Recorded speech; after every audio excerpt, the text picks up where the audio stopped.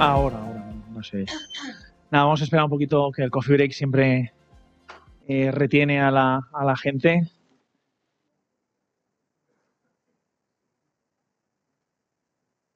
Esperamos un poco, si quieres. ¿Falta gente ahí, Juan? Bueno, pues nada, buenos días. Vamos ahora a hablar sobre ética en la inteligencia artificial, ethics in artificial intelligence, but will be in Spanish. Sorry. Eh, Bueno, es una mesa muy interesante. Luego dejaremos un turno de preguntas. Es un tema muy abierto. Ética en inteligencia artificial. Bueno, pues es un espectro muy amplio, ¿no? Y bueno, voy a presentar rápidamente a nuestros ponentes. Tenemos una mesa de lujo. Muchas gracias a los tres por haber tenido tiempo, ¿no?, para prepararos esta mesa, venir, asistir, venir incluso Julián, que viene desde Murcia. Y bueno, voy a presentaros rápidamente, pero voy a hacerlo rápido para que no se nos vaya el tiempo porque algunos tenéis un currículum espectacular. Bueno, empezamos por Julián. Julián es catedrático de Derecho Administrativo de la Universidad de Murcia. Es director de la cátedra Fundación Integra sobre Identidad y Derechos Digitales. Es Premio Nacional de Investigación por la INAP, el Instituto Nacional de Investigación Administración Pública. Está dentro del Consejo Consultivo de la Agencia Española de Protección de Datos. Bueno, es autor de numerosos trabajos relacionados pues con las tecnologías de la información y comunicación, protección de datos, datos abiertos e inteligencia artificial en el sector. Luego nos dará una pincelada un poquito de qué pasa en el sector público. Forma parte también de la red de Derecho Administrativo e Inteligencia Artificial DAIA, también de Digitapia, en PowderDat y bueno, como podéis imaginar, su currículum es bastante extenso.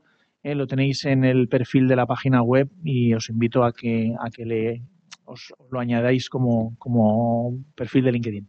Muchas gracias, Julián, por estar aquí. Y nada, vamos a aprender de tu sabiduría. Bueno, en segundo lugar voy a presentar a mi compañera Esperanza. Esperanza ha sido pues nuestra última decana de Derecho en los últimos 10 años, en la Universidad CEU Cardenal Herrera. Ella es profesora titular de Derecho Civil. Ha sido directora de Departamento de Derecho Privado, del Máster de Abogacía, Relaciones Internacionales. Bueno, ha tenido un montón de cargos en la universidad en los últimos 10 años, con lo cual pues la gestión ha sido tu última batalla o de las últimas batallas, ¿no? Bueno, ha tenido estancias de investigación en centros prestigiosos como Mainz, Múnich, Hamburgo. Trabaja mucho en el tema de inteligencia artificial en el ámbito del derecho y ha sido una de las grandes precursoras en la universidad de lo que llamamos el Legal Tech, que es un laboratorio de derecho e inteligencia artificial y un poco en la fusión de estos dos ámbitos. Últimamente, bueno, ha obtenido un diploma de especialización en inteligencia artificial y derecho, con lo cual casi te estás viniendo ya casi a mi lado, al lado friki. Yo soy informático, bueno, la mayoría me conocéis ya, ¿no?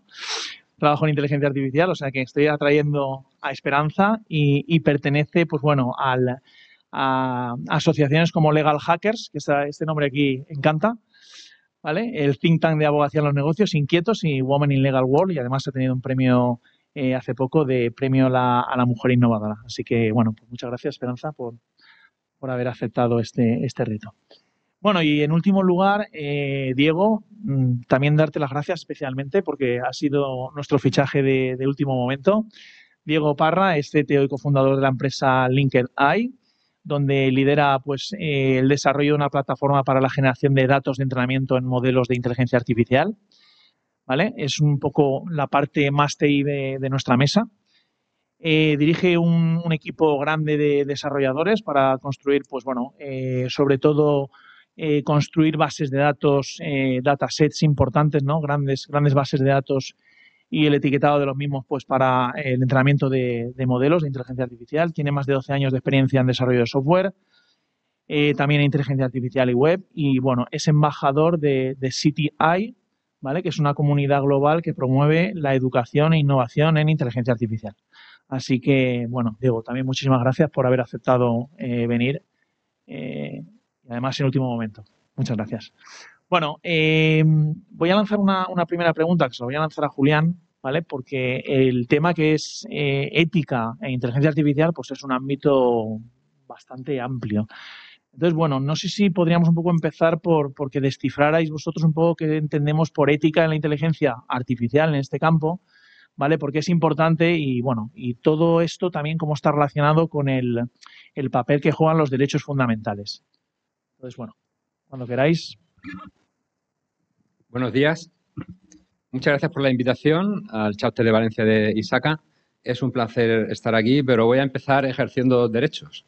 El de rectificación, en primer lugar. Ya no soy miembro del Consejo Consultivo de la Agencia Española de la Protección de Datos porque hace unos años mi rector me propuso, me obligó a ser DPO de la universidad. Y entonces, por un evidente conflicto de intereses, lo tuve que dejar.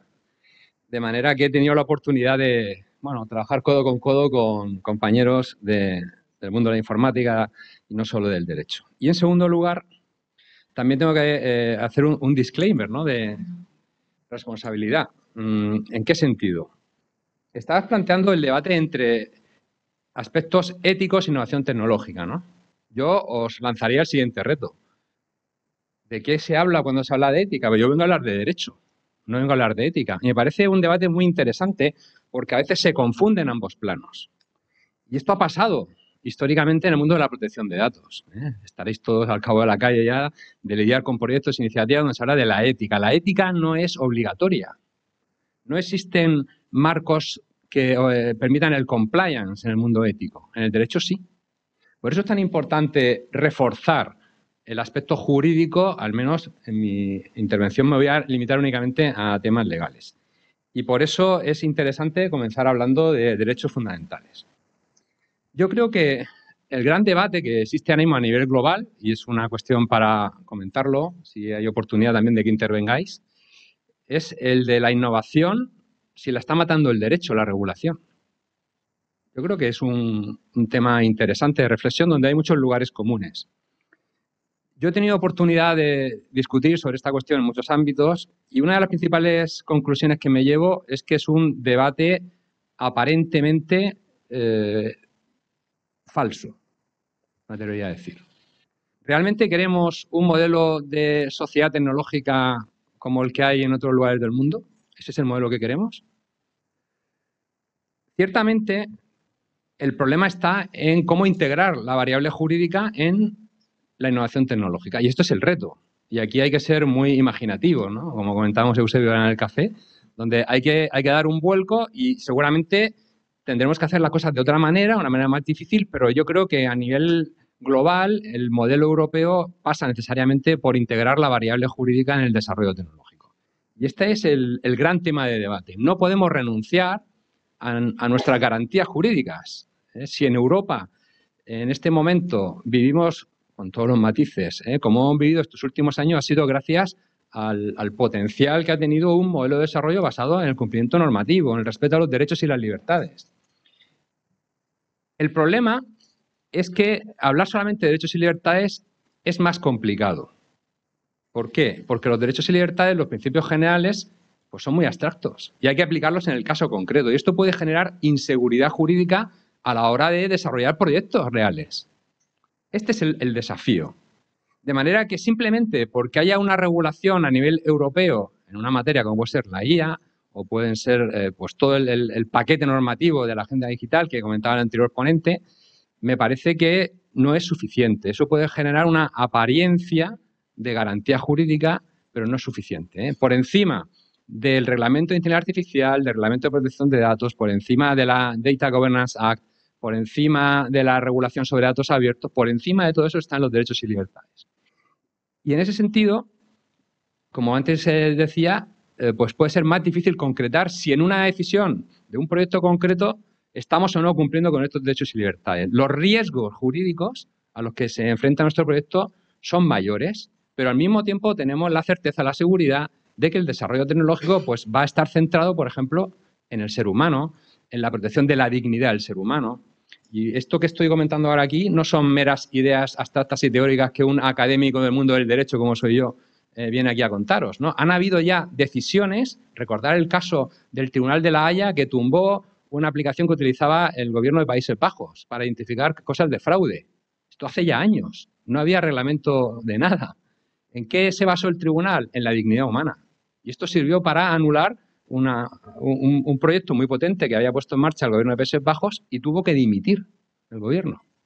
Es decir, el potencial que tienen los derechos y libertades en el mundo de la innovación tecnológica es tan grande que puede llegar hasta este extremo. Entonces, no confundamos el perfil de la ética con el perfil del derecho y tampoco confundamos lo que son los grandes principios de derechos y libertades con la regulación detallada en una determinada materia, que hay que cumplir, evidentemente, pero el foco yo creo que lo tenemos que poner en la gestión de los riesgos con el enfoque jurídico.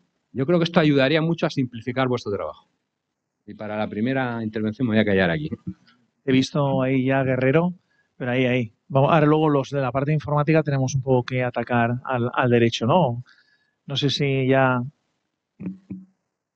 Bueno, sí, pues me parece interesante todo el tema regulatorio y sé que es importante tener eso en cuenta, pero también desde el ámbito más innovativo, de cierta manera se frena un poco al final, ¿no? Esos proyectos que pueden ser como el que usted menciona de Países Bajos o incluso otros como en el Reino Unido, que también tenían un sistema de vigilancia que ayuda a reducir el robo de bicicletas, al final se cayó también por lo mismo, ¿no? Al final la regulación lo bajó porque de pronto no era tan transparente en cierta manera, pero eso frena que, sobre todo cuando uno es una startup, pueda crecer, ¿no? Y crecer fácil, se necesita mucho más capital y es difícil como tratar de innovar en ese sentido porque al final puede ser eso, que uno desarrolla un proyecto que va a terminar caído de cierta manera. Entonces, pues yo también creo que hay que buscar ese balance, creo que ese es el reto realmente, ese balance donde haya alguna regulación que permita que vayamos hacia el lado correcto, pero que no frene a empresas pequeñas a empezar o a ideas pequeñas a empezar a buscar innovar, porque si no se va a sesgar mucho si empresas grandes que tengan el capital para lograrlo. Digo, no lo he dicho antes, pero la sede de la empresa LinkedIn, no sé si lo he dicho, está en Estados Unidos. No sé si quieres comentarlo ya, comentarnos algunas diferencias entre lo que os encontráis, bueno, porque al Sí. final... Pues podemos tocarlo un poco y finalmente nosotros, por ejemplo, también siempre hemos tenido la sede en Estados Unidos, tenemos bastantes clientes aquí en Europa y nosotros manejamos mucho el tema de data y hemos tenido que mover un poco como las cosas para tener la regulación correcta aquí en Europa, pero no sé qué tan fácil hubiera sido cuando empezamos, haber empezado directamente aquí en Europa, ¿no? Nosotros empezamos mucho en Estados Unidos, en Latinoamérica, y fue muy sencillo para nosotros como ese inicio, porque digamos que no tuvimos mucha problemática, pero cuando venimos a atacar al mercado europeo, pues el cambio en la regulación para lograr tener compliance con el GDPR, pues nos llevó un tiempo y un costo adicional que por suerte ya teníamos el dinero para afrontarlo, ¿no? Que inicialmente de pronto no hubiera sido tan fácil lograrlo. Entonces, sí, eso también, pues, es una barrera, en cierta manera, para venir a este mercado, que es lo mismo que está pasando con la IA, ¿no? Así como pasó con los datos, lo mismo está pasando ahorita en el tema de inteligencia artificial, es que hay mucha más regulación aquí y es más fácil empezar en Estados Unidos o en otros mercados, muchas veces por eso mismo. Esperanza.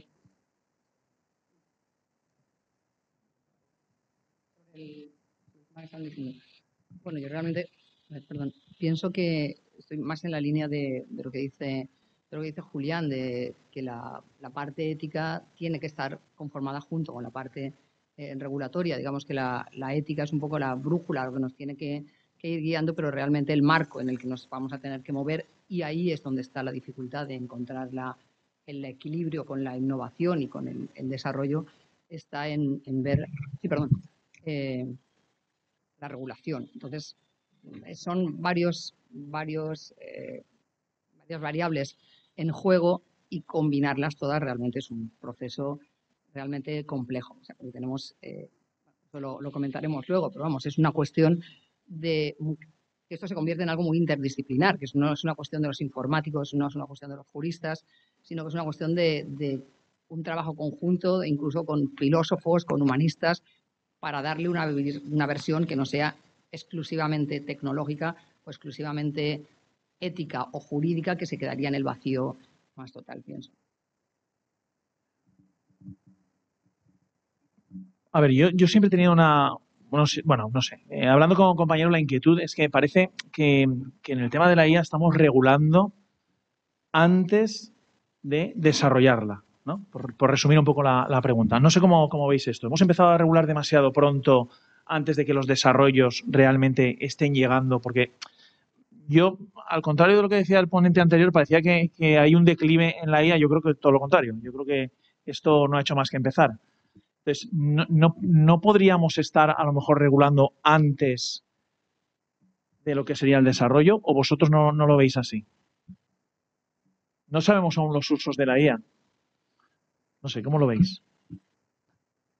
Yo creo que un poco sí, ¿no? O sea, es lo que yo también pienso y es que eso es lo que está pasando y es que la regulación está llegando primero, entonces lo que digo, frena querer como innovar porque es difícil saber si va a caer, si lo que yo voy a invertir en eso va a funcionar, conseguir capital va a ser más complicado cuando voy a entrar en un mercado que la regulación es mayor y que la mayor parte del capital no se vaya a ir en la innovación, sino también en cumplir con esa regulación.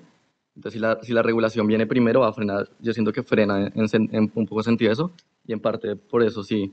Yo creo que Estados Unidos de pronto lo está haciendo un poco mejor en el sentido de que va regulando a medida que las cosas van saliendo y por ahora se mantiene más por estados y depende de lo que van viendo, lo van regulando. Porque lo que usted dice, ¿no? La IA hasta ahora está empezando, literal está empezando y es una revolución que va a cambiarlo todo, pero al final si se frena, pues va a ser difícil que llegue a lo que puede llegar a ser finalmente. Yo no me resisto a seguir provocando. Este tipo de discusiones, si las planteamos a nivel general, yo creo que estamos equivocando el foco. Deberíamos centrarnos en ejemplos concretos, casos concretos. A mí me gustará más o menos el Reglamento Europeo de Inteligencia Artificial, pero lo cierto y verdad es que ha puesto unas reglas del juego más o menos claras que dan seguridad jurídica a cualquier proyecto.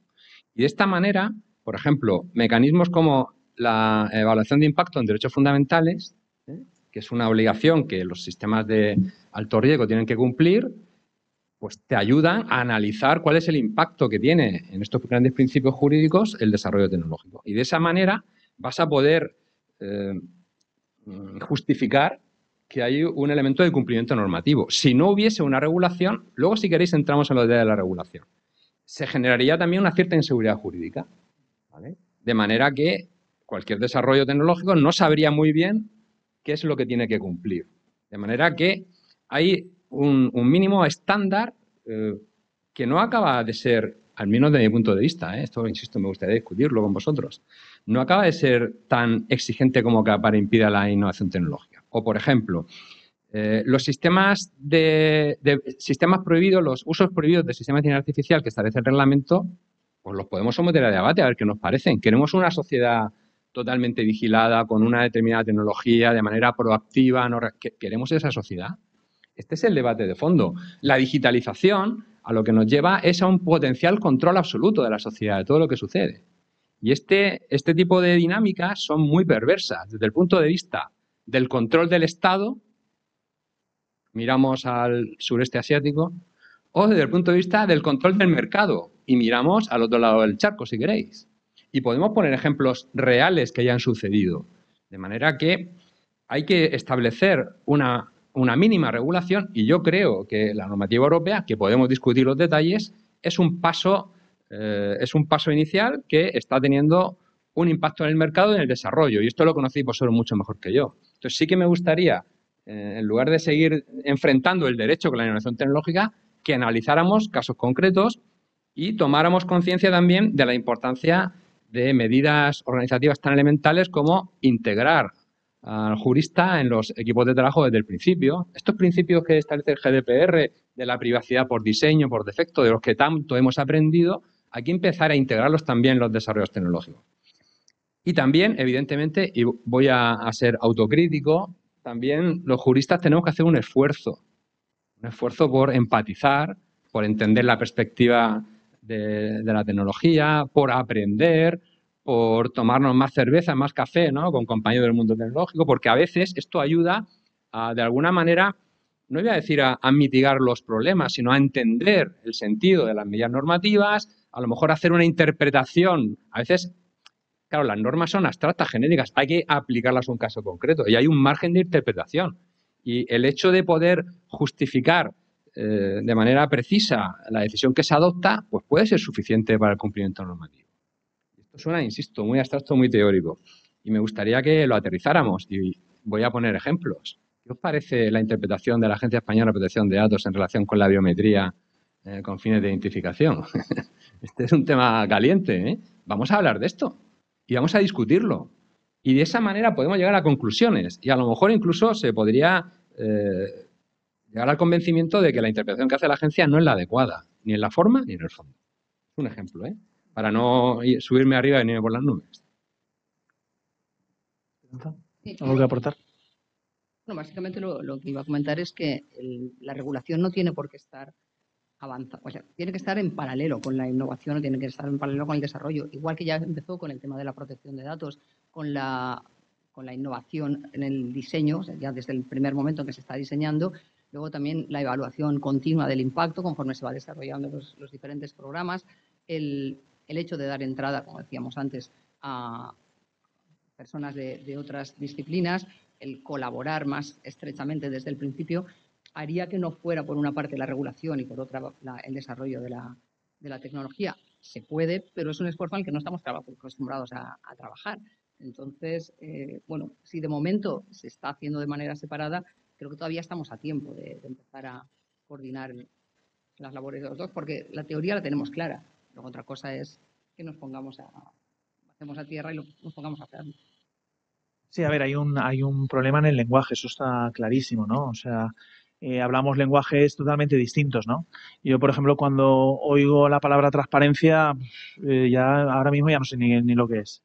Porque digo, es la transparencia, pero del modelo, de cómo toma las decisiones, de cuál es el modelo matemático que hay detrás de esto. Bueno, es una palabra un poco ambigua, ¿no? A lo mejor en mi ámbito, traducido al inglés, pues son varias palabras, ¿no? Lo que nos suele pasar muchas veces, ¿no? Que un término un término en español, pues se puede especificar luego en inglés en varios términos distintos y esto significa cosas totalmente distintas, porque la transparencia, pues bueno, que el modelo sea transparente hablando de una red neuronal, pues eso es imposible, ¿no? Que sea explicativo, pues es bastante difícil, ¿no? Eso está claro. Bueno, en esta línea, ¿qué principales desafíos se nos plantean? ¿Cómo lo veis? ¿Por dónde vamos? Bien. Yo creo que la cuestión que has planteado de la transparencia me parece esencial.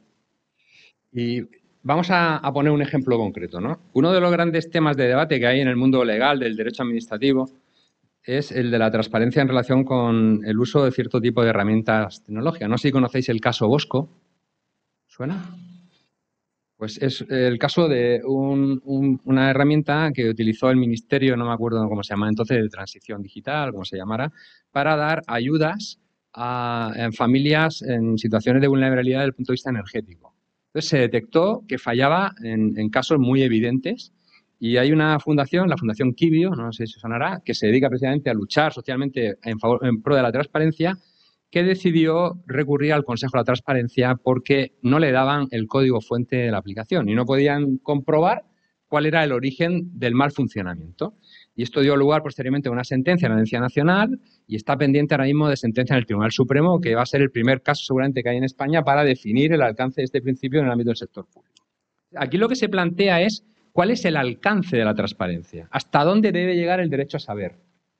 Entonces, esta fundación Quibio lo que plantea es que lo quiere saber todo, porque le parece imprescindible a la hora de tomar una decisión pública, como puede ser el otorgamiento de una subvención, de alguna ayuda, saber cuáles son los detalles de la decisión de la administración. No le vale simplemente con el acceso a los requisitos funcionales, a un documento de requisitos generales, a las pruebas que se hayan hecho, dice que no es suficiente. Y en cambio, el Ministerio, en este caso, lo que mantiene es que existen otros bienes e intereses jurídicos que entran en conflicto. Seguridad pública, confidencialidad, derechos de terceros, etcétera. Ahí está el debate. Entonces, yo creo que aquí hay que ser creativos a la hora de proyectar este principio general de la actuación administrativa a una realidad tecnológica muy concreta, pues habrá que, de alguna manera, determinar cuál es el modelo específico de transparencia que nos permita saber lo que hay que saber sin perjudicar derechos de terceros. Y esto es un trabajo por hacer.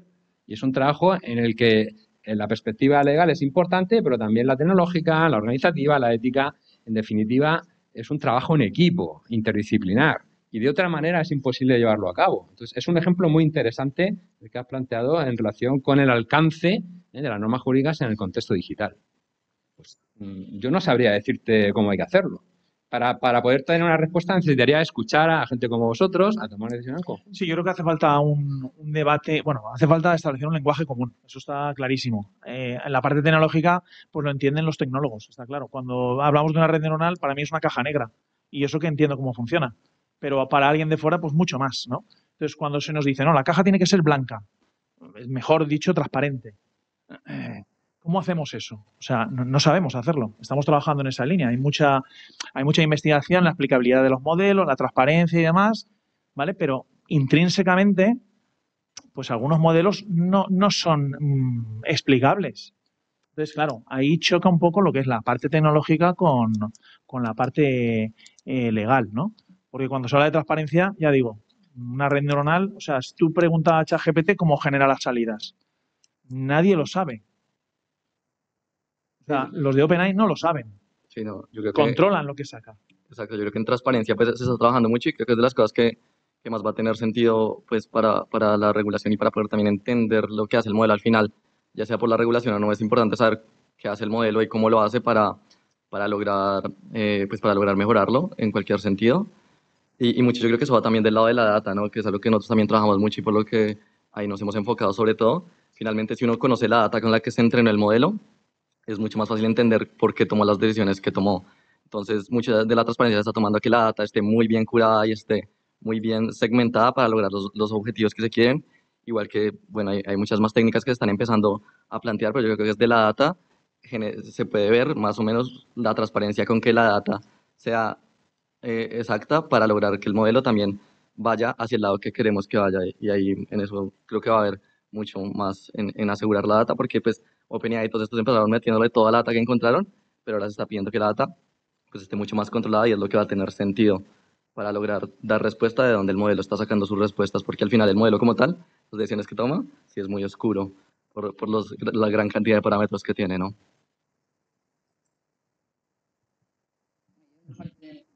No me puedo meter, me consta que sí que hay, o se están estudiando fórmulas diferentes para que la transparencia sea por capas, que no sea necesario en todo caso conocer toda la información del código, sino únicamente por problemas de privacidad, problemas de seguridad, de evitar hackeos, y que hay programas, que esa parte ya me excede, la que pueden pedirse solamente la información mínima necesaria para que dentro de la explicabilidad y de la transparencia no se pongan de manifiesto datos que no deberían excederse. Pero bueno, el tema de la transparencia es uno de los problemas. Si más desafíos, hay más pues todo el tema. A mí me preocupa más, por ejemplo, el tema de la discriminación de los algoritmos, que es otro de los temazos con el tema de los sesgos, que es súper difícil. No solamente porque esté mal hecho el programa, sino porque, bueno, al final es el sistema funcionando mal, porque es quien pone los datos, lógicamente tiene sus propios sesgos. Eso cuando lo trasladamos al mundo del derecho, pues lógicamente cuando hablamos ya de decisiones judiciales o de este tipo de cuestiones, pues es especialmente peligroso. La autonomía frente a la excesiva automatización de la máquina, incluso la dependencia excesiva de las tomas de decisiones a través de simplemente la decisión artificial. Desafíos creo que hay más de los que podemos resolver en muchas sesiones de estas.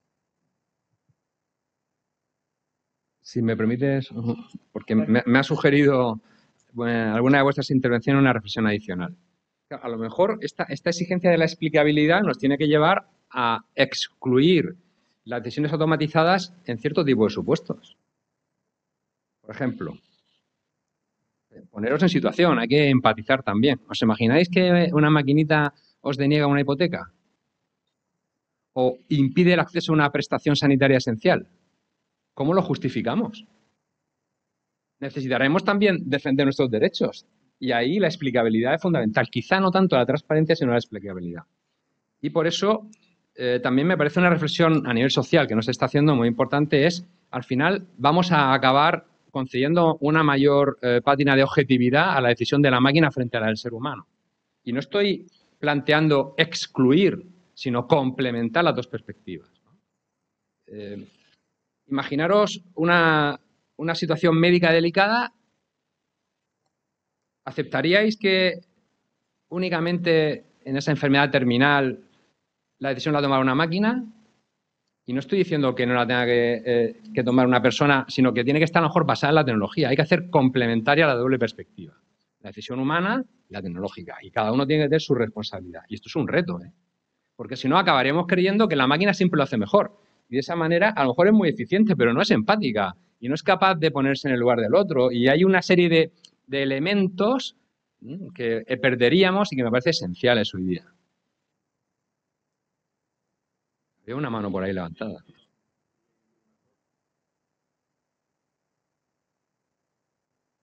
Sí, podéis preguntar, ¿eh?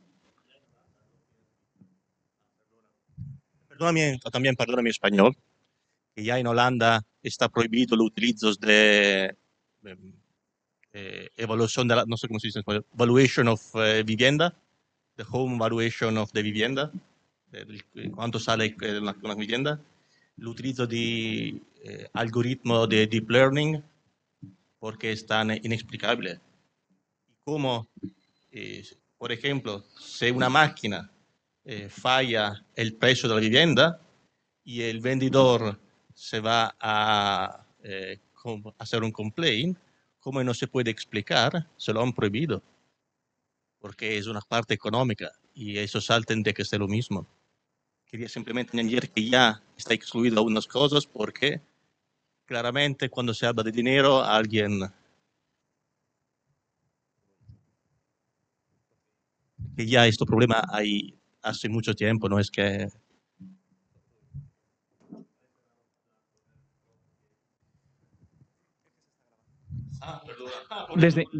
Bueno, con el ejemplo, seguimos con ejemplos. El ejemplo clásico que ponemos todos, el del vehículo. Ahí quién tiene la responsabilidad, el vehículo que salva al conductor o el vehículo que salva al peatón.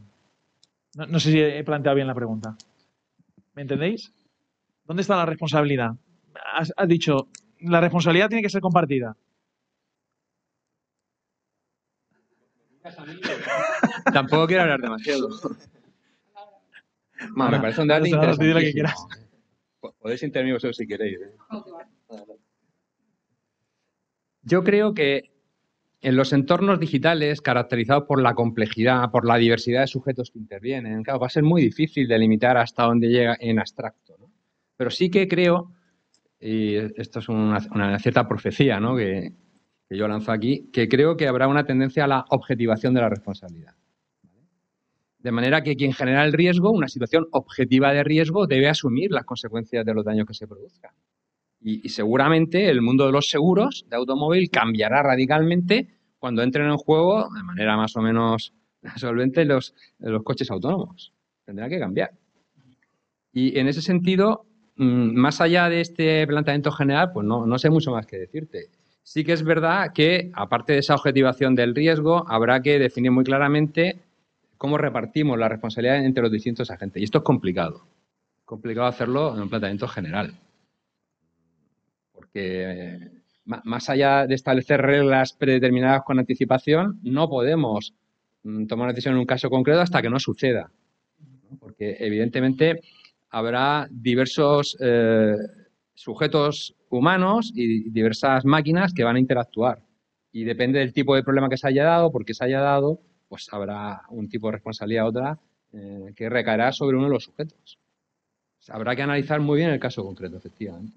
Y ver si hay datos adecuados, si el sistema ha sido entrenado adecuadamente. Claro, no es solamente lo que sucede de manera inmediata, el accidente que se ha producido, sino las causas, el origen, etcétera, que también habrá que tener en cuenta. Claro. ¿El derecho? Sí. ¿Pensáis que el derecho entonces va a haber una revolución también en el derecho, en el ámbito del derecho, a raíz de toda esta situación? Porque cambia por completo, hay muchos más actores. Aparecen las máquinas, aparecen los robots, aparecen los sistemas autónomos, van a aparecer más pronto o más tarde.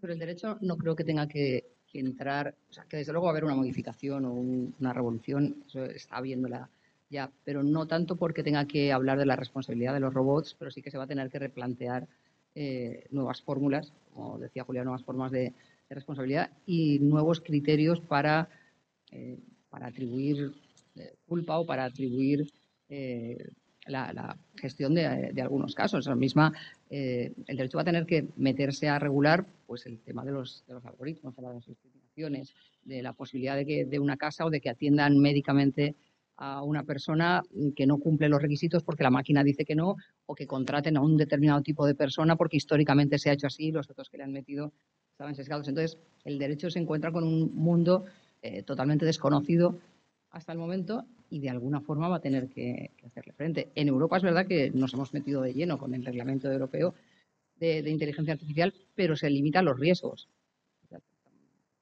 Más alto riesgo, menos regula a partir de ahí, pero yo creo que hay mucha más regulación pendiente. Y luego el problema es que los juristas tenemos ese doble frente. Por una parte vamos a tener que conocer la regulación y por otra parte vamos a tener que entender de qué estamos hablando para poder entendernos con los ingenieros, con los informáticos y saber manejar por lo menos mínimamente todas estas cuestiones. O sea que la revolución yo creo que para los juristas es muy importante. Diego, tú que estás en dos mundos, Sí, pues yo leo también que depende, o sea, estos casos van a depender mucho de lo que pase en el momento y de las razones que lleven al caso, pero sí, seguramente se va a tener muy en cuenta precisamente eso que estamos hablando de la ética con la que se entrenó las normas con las que se entrenó esta inteligencia artificial, la data que se llevó a que tomara una decisión u otra. Obviamente, en el momento podrá que tome la decisión correcta o no, o que nosotros consideremos correcta, pero al final todo eso se va a ver en que se hayan tomado las decisiones correctas y se haya elegido también bien entrenar el modelo para que tomara la decisión que tome, ¿no? Porque el modelo simplemente va a elegir por lo que considera algorítmicamente que tiene más sentido hacer en ese momento, ¿no? No es como que esté tomando una decisión ética, pero ese algoritmo va a estar entrenado por la data y por la información que tuvo inicialmente para tomar alguna decisión. Pero pues también hay casos como lo que mencionan de las hipotecas, donde de pronto un modelo pueda llegar a ser mejor que una persona en muchos sentidos, ¿no? Que una persona también tiene sus propios sesgos, que también le hemos mencionado, y a tomar una decisión por una razón u otra. Finalmente, un modelo podemos llegar a hacerlo de pronto un poco más objetivo en casos como estos, donde podría al final tomarse una decisión objetiva y aunque no se pueda saber exactamente los pesos por los que tomó esto, sabemos las características, la data que se le pasó y por lo cual él ha decidido darle o no a alguien una hipoteca o si lo considera alguien de riesgo o no, en cualquier caso. Entonces, pues eso podría ser un poco más objetivo al final que lo que decía una persona en algunos casos. Una cuestión para los más técnicos. Todo esto objetivo, que puede ser más preciso en el ámbito médico, en el ámbito de dar un crédito o de incluso de contratar a una persona, ¿dónde deja?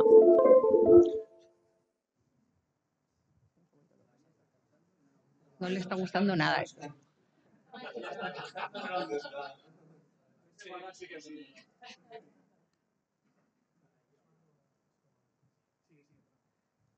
No, sí, lo que estaba comentando es que genial esta parte técnica y muy, muy ajustada que va a poder dar la inteligencia artificial con más precisión, pero ¿dónde queda la parte, desde el punto de vista de la justicia o desde el punto de vista médico, de la empatía, de la intuición que puede tener el médico o el jurista delante de un caso? Todo eso la inteligencia artificial no lo va a tratar. Entonces, yo creo que la parte humana, que parece que nos estamos olvidando un poco de ella, esa no la podemos dejar de lado porque entonces sí que nos perdemos totalmente en la inteligencia artificial y nos domina en ese sentido. O sea, que tenemos que seguir manteniendo quien meta los datos, que va a tener sus sesgos, obviamente, pero vamos a tener que tener ese componente humano en todo caso y seguir teniendo a la persona en el centro, pienso. No sé lo que... Yo también creo totalmente que las personas siempre van a estar al final tomando la decisión, pero, o sea, por ejemplo, en casos médicos yo creo que es algo que sí va a ser, pues, ya yendo a lo médico, yo sí creo que finalmente la inteligencia artificial va a ser muy buena para detectar o decir estos pacientes son los más preocupantes, pero el médico va a elegir cuál operar y cuál no, pero al final va a acelerar ese proceso que me lleve a tener los mejores pacientes o los más probables que van a ser operados hoy o que tengan que llevar un tratamiento antes. Seguramente en ese sentido va a ayudar, pero el médico es el que toma la decisión final de qué tratamiento es, de qué persona elegir primero si fuera una operación. Y ya hay otros casos donde se puede simplemente dejar que sea más automatizado, pero eso variará dependiendo del caso, totalmente de acuerdo en ese sentido. ¿Hay una pregunta, Vicente? Hola. Bueno, lo primero, muchas gracias por las aportaciones, son interesantísimas. Y bueno, ir a comentar un par de cosas. La primera, en la línea precisamente de lo que estaba diciendo Diego, de que habrá diferencia entre cuando la decisión la tome, digamos, el sistema automático o cuando sea solo para asesorar, siempre que seamos capaces de alguna manera garantizar que ese asesoramiento no se va a tomar por parte del profesional de una manera automatizada, ¿no? Poniendo un registro donde se vea en cada situación quién ha tomado la decisión y si se ha utilizado o no la propuesta de la IA, asegurando que los profesionales tengan la formación adecuada para que no se dejen llevar por lo que les digan, etcétera. Bueno, esa era la primera cosa que iba a decir. Y la segunda, aunque sea volver un poco a lo anterior, con respecto a lo que hablábamos de una posible hiperregulación o superregulación con respecto a la parte tecnológica, comentar que también hay herramientas para ese trabajo conjunto imprescindible entre juristas y tecnólogos. Tenemos el sandbox regulatorio de IA, que salió la resolución de las empresas participantes no hace mucho, que extrañamente en la ebullición en la que nos encontramos, bueno, un sandbox regulatorio, sabéis si hay alguien que no esté en el tema, es como, digamos, me podréis corregir los ponentes de la mesa seguro, facilitar un entorno de pruebas en el cual juristas y entidades reguladoras participan junto con empresas tecnológicas para poner en marcha proyectos, aprender de ellos y ver en qué medida pueden cumplir con la regulación o no. El caso es que en el sandbox regulatorio de IA, que salió la resolución hace poco, si me iré arriba abajo una o dos iniciativas. Hubo unas 12 iniciativas aprobadas y unas 29 rechazadas, es decir, unas 40 en total, con todo lo que estamos creando y demás. A lo mejor es una cuestión informativa también, ¿no? Que las empresas tecnológicas sepan que hay este tipo de herramientas para trabajar en la innovación, en la regulación y de una manera continua. Pues nada, era solamente aportar esas cosas. Gracias, Vicente. Trabaja en el sector público. No sé si querías comentarnos algo y a lo mejor es el momento de introducir qué novedades querías comentar del sector público, la singularidad del sector público. Julián. En realidad, cuando saqué a colación el tema del sector público, yo lo que me planteaba es que no se puede simplemente enfocar la cuestión regulatoria en el Reglamento Europeo de Inteligencia Artificial, por poner un ejemplo, ¿no? Aterrizar en inteligencia artificial, sino que también hay una regulación administrativa general que hay que cumplir. Entonces, cuando uno deniega o impone una sanción o deniega un derecho, tiene que motivarlo, porque si no, la revisión judicial nos va a llegar, como tú decías, y nos va a anular la decisión. Esa era la preocupación principal, ¿no? De que no debemos quedarnos simplemente en esta regulación europea. Y en ese sentido, me parece muy sugerente, no sé si conocéis a Alexander Slotnick, que es un alto funcionario del Ministerio de Sanidad. Él, en el año 2019, en la revista Politik, nos sonará, está en abierto, lo podéis leer, tiene un artículo muy interesante donde hace un análisis de riesgo de cómo utilizar esas tecnologías en el sector público. Y una de las condiciones de posibilidad que plantea, él es informático, no es jurídico, bueno, es ingeniero de telecomunicaciones, doctor en inteligencia artificial. Una de las cosas que plantea es que a la hora de decidir utilizar una tecnología para una actuación concreta, en la administración en concreto, pero yo creo que valdría para cualquier otro ámbito, la entidad correspondiente debe ser capaz de asumir el riesgo. Y yo creo que este análisis, que es complicado de hacer, porque hay que hacerlo caso por caso, debe ser una brújula esencial. Si yo no soy capaz de controlar o de asumir el riesgo de lo que estoy poniendo en marcha, a lo mejor la decisión más prudente es no hacerlo. Y en ese sentido, el ejemplo que ponías de los sandbox regulatorios me parece muy interesante. Yo no creo que vaya a haber una gran revolución en el mundo del derecho, pero sí que van a surgir iniciativas como esta, ¿no? Donde yo creo que hay un enorme potencial de innovación desde el punto de vista legal. Vamos a ver cómo el marco normativo actual está frenando la innovación. Ahí sí que me parece que es el lugar para tomar este tipo de decisiones. Y vamos a testearlo para que no sea una idea general. Y identifiquemos cuáles son los problemas, las dificultades e intentemos darle una solución, ya sea a nivel regulatorio o a nivel interpretativo. porque a veces los problemas legales no son problemas de las normas, de las leyes, podemos decir, sino son problemas de cómo interpretamos las normas y de cómo interpretamos las leyes. Y aquí es donde hay mucho margen de maniobra, y aquí es donde sí que es necesario ese debate, ¿no?, interdisciplinar para tomar decisiones. Entonces, básicamente, mi preocupación viene en esa línea, ¿no?, de que no nos podemos quedar solamente con que hay un reglamento de inteligencia artificial. El reglamento de inteligencia artificial es una normativa muy orientada a la industria. Pero luego hay que aplicarla en sectores concretos donde hay una serie de garantías, una serie de derechos, una serie de limitaciones que también hay que cumplir. Empiezas por ahí, pero no acaba por ahí. Pasa exactamente igual que con el GDPR. Creo que había alguna pregunta que no sea muy extensa porque estamos en tiempo ya al límite. Sí, y un poco es el tema que se ha planteado un poco el tema médico. Hoy en día, análisis genéticos, imagen y tal, eso es imposible de realizar sin inteligencia artificial. La decisión al final siempre recae en el médico. Y luego hay casos, por ejemplo, donde la escasez de recursos, por ejemplo, una máquina que puede tratar 4 pacientes al año y hay 100 pacientes potenciales. Claro, ahí ya la decisión humana muchas veces es mucho más arbitraria que elementos decisorios, por ejemplo, que pueden generar algo así como tirar un dado, ¿no? Y ahí es donde me gustaría un poco ver vuestra opinión, si eso entra más dentro de lo que es la parte de ética, la parte, digamos, legal, cómo gestionar ese tipo de recursos que realmente la decisión al final viene dada por, bueno, si uno tiene cercanía al médico, podría acceder a ese recurso, o ese tipo de cuestiones, o sencillamente, como se ha implementado en algunos sitios, tirar el dado y decidir por sorteo, básicamente, cómo acceder a ese tipo de recursos, ¿no? Eso en qué terreno, ¿no?, encajaría. No sé si podemos enlazar, lo habéis apuntado. No sé si podemos enlazar la última pregunta y con esto creo que había una pregunta allí. Juan. Hay muchas preguntas.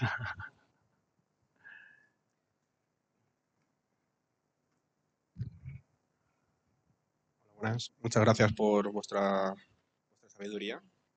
Tengo una duda, no sé si para Esperanza o Julián o también el compañero, es con la evolución de la IA, ¿cómo de probable es que surjan nuevos derechos hasta ahora desconocidos? ¿Y cómo podría estos afectar a la complejidad del desarrollo en lo que viene siendo la IA y en su protección? Un poco enlazado con lo que decía antes Julián hace nada, y intento que sea lo más corta posible la pregunta. Muchas gracias. Bueno, tu supuesto me parece que es brillante, ¿no? Porque todo el mundo puede ponerse en el lugar, ¿no? Oye, yo prefiero esperarme 4 años y que me trate un médico, o en una semana que tome una decisión en una máquina y me someto, pues dependiendo del tipo de enfermedad, yo me acojo a la máquina. Lo ideal sería que la decisión la tome una persona basada en la tecnología, pero a lo mejor no siempre va a ser posible por la escasez de medios, por los problemas de sostenibilidad que tiene el sistema sanitario. Y en ese sentido yo creo que la garantía debe estar no en el momento de la decisión en sí, sino en la fase previa, en la elaboración, en el entrenamiento, y eso es lo que hay que exigir que se cumpla. En el mundo, yo creo, de la innovación tecnológica, tenemos que acostumbrarnos a buscar las garantías jurídicas en lugares distintos de donde estaban hasta ahora. No es la decisión que tome el médico de a quién operar primero y él le puedes preguntar y tiene que dar una respuesta en un informe. Es que eso ya no nos sirve, ese modelo no nos sirve. Tenemos que focalizarnos en cómo se ha desarrollado la herramienta, cuáles son las garantías que se han seguido, que se han cumplido efectivamente. Y esto a veces se soslaya con pensar en el GDPR, elaboración de impacto. Con una cosita formal que es un papelito, eso no sirve. La dimensión formal de las garantías es un primer paso, pero hay que ir a la parte sustantiva.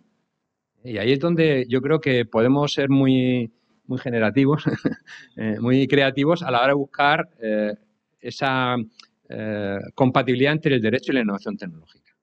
Y sobre la segunda pregunta, me parece una pregunta interesantísima y voy a responder con otro ejemplo, por no irme por las nubes. ¿Creéis que es necesario regular o establecer, reconocer neuroderechos? porque yo no lo tengo claro. Me parece que hay aquí un cierto, utilizando la terminología, un cierto hype, ¿no? Porque hay quien ha puesto este debate encima de la mesa, quizá sin pararse a pensar el alcance de este debate. Es que yo creo que ya hay derechos y libertades fundamentales de enorme impacto que deben ser respetados a la hora de desarrollar la neurotecnología. Y no hace falta, seguramente, con carácter general, podemos analizar algún caso concreto, discutirlo, reconocer nuevos derechos. Primero porque va a ser un proceso muy largo, muy complejo. Este tipo de tecnologías, no voy a decir que están en un momento muy incipiente, pero todavía tienen mucho recorrido. De manera que yo personalmente soy partidario de, en el mundo, por ejemplo, de los derechos, esperar. Y mientras, gestionarlo con principios generales, con derechos fundamentales, en función del caso concreto. No creo, sinceramente, que sea imprescindible en este momento regular nuevos neuroderechos, por responderte con un ejemplo concreto, ¿no? Pues creo que la garantía jurídica está en otro sitio. Debemos partir de los grandes principios, los grandes derechos y buscar las garantías no en la decisión, sino en la fase previa. Yo creo que con estas pautas tenemos mucho todavía por avanzar. Y cuando llegue el momento en estos entornos regulatorios de prueba y veamos que realmente hay un problema serio, entonces que veamos que el marco normativo actual, que los grandes derechos y principios no nos sirven, pues habrá que tomar una decisión. Pero yo personalmente creo que hay elementos y garantías, al menos en Europa, nuestro acervo jurídico europeo, suficientes para hacer frente a este tipo de desafíos. Bueno, vamos a ir concluyendo la mesa. ¿Alguna última reflexión? Esperanza, ¿querías contestar?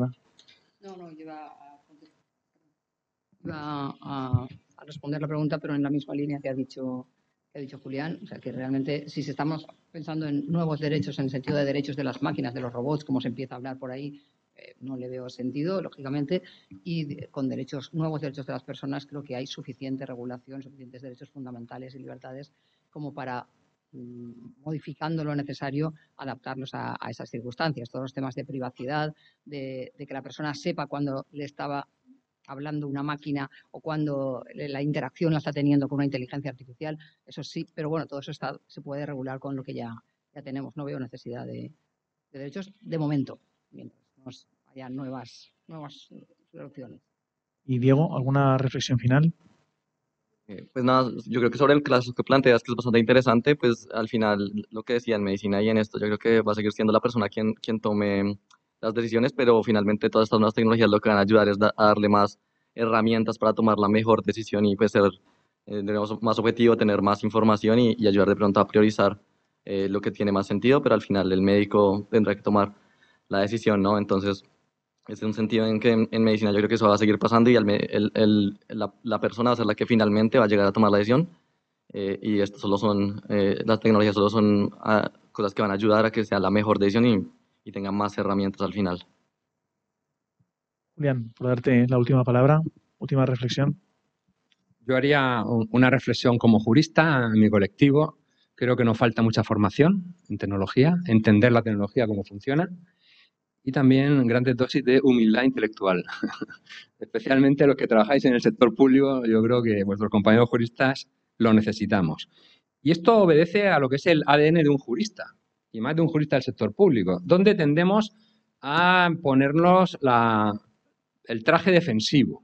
Ponemos a la defensiva, porque es algo que no conocemos, que no sabemos comprender y solo le vemos problemas. Entonces, en nuestro ADN, en nuestra forma de pensar, está metido la aversión al riesgo. Con lo cual, en principio, esto no se puede hacer. Y en ese sentido, creo que hace falta un esfuerzo de empatía, de conocernos, de hablar, en entornos informales. No siempre tiene que ser una reunión de un órgano convocado formalmente. Os voy a poner un ejemplo, ya termino. Yo, ayer cuando me preparaba la maleta para venir, hoy me voy a poner corbata o no. Normalmente, los que somos de derecho tendemos normalmente a ser más formales, corbata. Fíjate, yo cuando te he visto a ti digo, no. He hecho un recuento rápido y digo, no, hoy no tenía que llevar corbata. Voy a adaptarme un poco a lo que me puedo encontrar allí. Es una tontería, ¿no? Pero este tipo de ejercicios, ¿no? De empatizar, de entender. Yo podía haber sacado aquí retahíla de conceptos jurídicos, he intentado no hacerlo. En fin, un cierto esfuerzo por la parte legal sí que hace falta para que nos entendáis, para que podamos, en definitiva, llegar a una cierta no sé, entente, ¿no? Cordial de cómo desarrollar los proyectos, de cómo aplicar las normas, en definitiva, de cómo afrontar la innovación tecnológica. Bueno, yo he hecho la misma reflexión que tú, como ves. Venían dos abogados, pues dos de derecho, perdón. Bueno, muchísimas gracias. Se nos ha pasado el tiempo. Espero que haya sido interesante. Un fuerte aplauso y, bueno, muchísimas gracias por vuestro tiempo.